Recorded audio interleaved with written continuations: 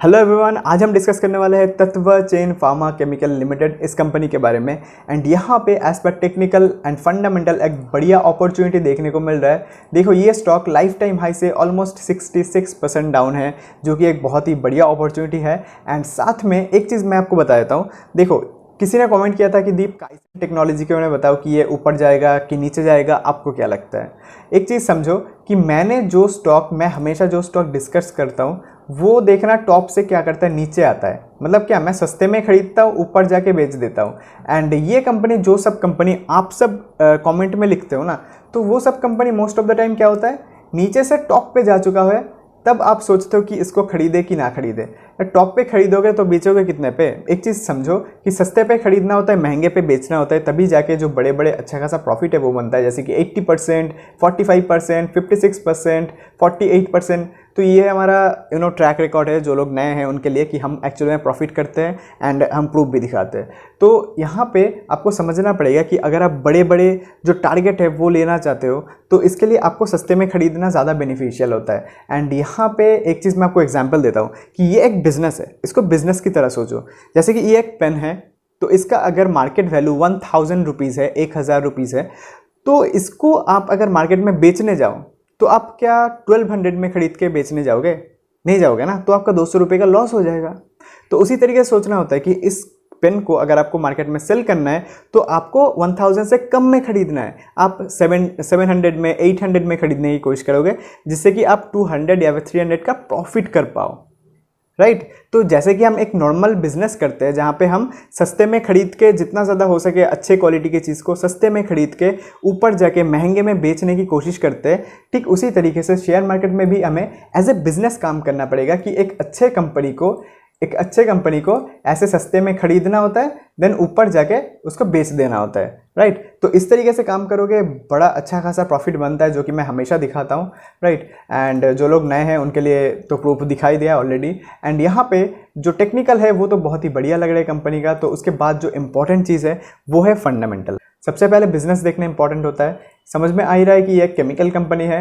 तो यहाँ पे देखो, it is the largest manufacturer of structure directing agent, जिसको शॉर्ट में SDA बोलते हैं, फॉर जियोलाइट इन इंडिया। मतलब इंडिया में लार्जेस्ट मैन्युफैक्चरर है फॉर SDA फॉर जियोलाइट्स। तो एक चीज़ आपको यहाँ पे समझ में नहीं आएगा कि SDA क्या है, जियोलाइट क्या है। तो यहाँ पे देखो, SDA एक स्ट्रक्चर डायरेक्टिंग एजेंट होता है, जो कि काइंड ऑफ एक मोल्ड होता है। जैसे कि हम केक बनाते हैं मोल्ड में, ठीक है, आइसक्रीम बनाते हैं, तो एक केमिकल्स को शेप देने के लिए एक मोल्ड का यूज़ किया जाता है, उसको बोला जाता है SDA, ठीक है। वो बहुत ही छोटा होता है राइट। तो इसको रीयूज़ नहीं किया सकता। जैसे कि हम जो केक का मोल्ड होता है उसको हम रीयूज़ कर सकते हैं, बट इसको हम रीयूज़ नहीं कर सकते। तो जो SDA होता है ये एक तरीके का मोल्ड होता है, जो कि स्ट्रक्चर देने के लिए यूज़ किया जाता है। एंड जो जियोलाइट होता है इसको बहुत जगह पे बहुत तरीके से यूज़ किया जाता है। जैसे कि वाटर सॉफ्टनिंग में यूज़ किया जाता है, एंड उसके बाद एयर प्यूरिफिकेशन में यूज़ किया जाता है, देन एंड डिटर्जेंट में भी यूज़ होता है, एग्रीकल्चर में भी यूज़ होता है, जो सॉइल क्वालिटी है उसको इम्प्रूव करने के लिए, और जो न्यूक्लियर वेस्ट मैनेजमेंट है उसके लिए भी यूज़ किया जाता है, राइट। तो यहाँ पे बहुत सारा काम है ये जो जियोलाइट है इसका। तो इस चीज़ का इंडिया में लीडिंग केमिकल मैन्युफैक्चरर है ये कंपनी।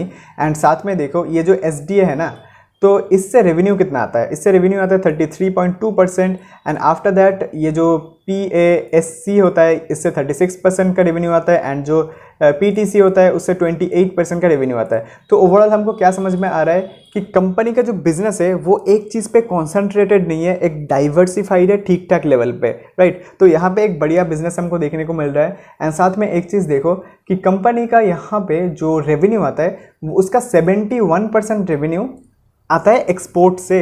एंड मेजर जो एक्सपोर्ट कंट्रीज है वो क्या है, जर्मनी है, USA एंड चाइना है। तो इन तीनों कंट्रीज से 54.20% का रेवेन्यू आता है। एंड यहाँ पे अगर हम एक और चीज़ देखें ना, तो यहाँ पे जो USA, चाइना एंड जर्मनी है इससे 54% का रेवेन्यू आता है। उसके अलावा भी मेजर मार्केट्स कहाँ पे है, जापान पे है, साउथ अफ्रीका पे है, UK पे है। तो ओवरऑल कंपनी का बिजनेस बहुत सारे अच्छे अच्छे कंट्रीज़ में है।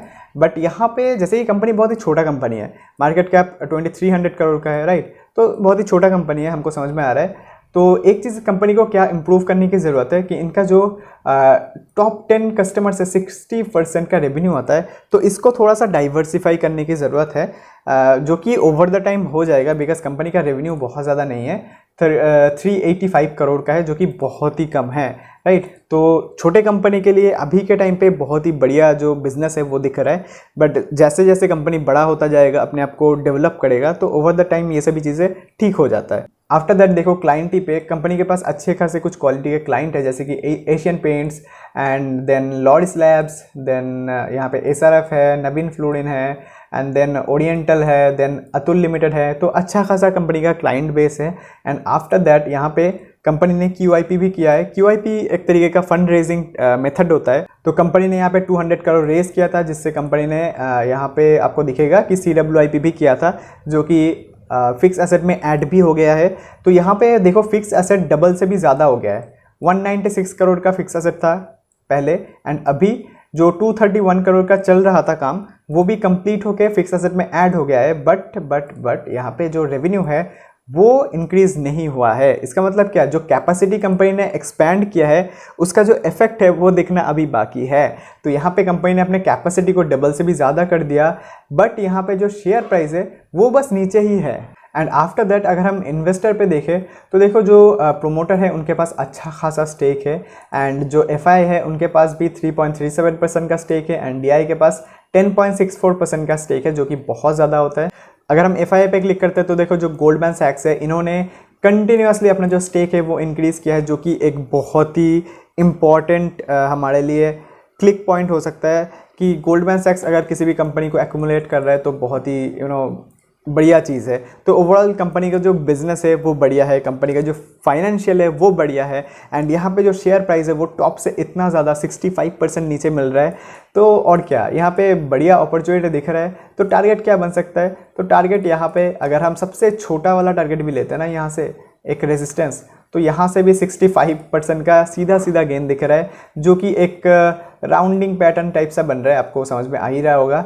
एंड ओवरऑल ये जो टारगेट है मुझे तो लगता है बहुत इजीली अचीव हो जाएगा। आई होप आपको चीज़ें अच्छे से समझ में आ रहा है, एंड अगर समझ में आ रहा है तो फिर लाइक करो, सब्सक्राइब करो, सोच के रहे हो, बिकॉज हम प्रूफ भी दिखाते हैं कि हम जो सिखाते हैं वो काम करता है, राइट। तो सब्सक्राइब करो, फिर मिलते हैं अगली वीडियो में, तब तक के लिए बाय।